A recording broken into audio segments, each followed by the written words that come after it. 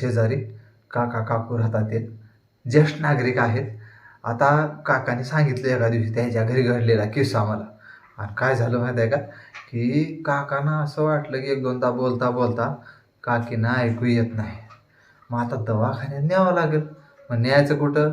कान घसा तज्ज्ञ जे असतात त्या कानाच्या डॉक्टरकडे घेऊन जायचं होतं. आता काका कसं काय म्हणणार डायरेक्ट, अगं तुला ऐकू येत नाही चल डॉक्टरकडं. ऐकू येत नाही म्हणलं तर काकीला राग यायचा परत. म्हणून मग काका कसं म्हणावं आता म्हणून विचारात पडले होते म्हणे.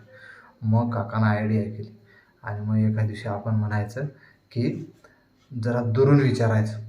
मग त्याने काय केलं, गेट दरवाजाच्या असं म्हणजे तिथूनच विचारलं, काय गं आज भाजी काय केली? काहीच आवाज आला नाही.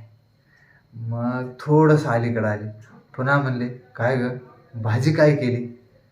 तरी काय आवाज आला नाही. आता काकांना खात्री झाली हिला ऐकू येत नाही, आता हे मला पुराव्या सकट सांगता येते. थोडं काका अजून काकीच्या जवळ गेले आणि म्हणले काय गं आज भाजी काय केली? काकी अशा कशा कमरेवर पदर खोचून अशा कमरेवर हात ठेवून म्हणल्या, कानात काय माती पडली काय तुमच्या? 3दा सांगितलं कोबीची भाजी केली, कोबीची भाजी केली, कोबीची भाजी केली.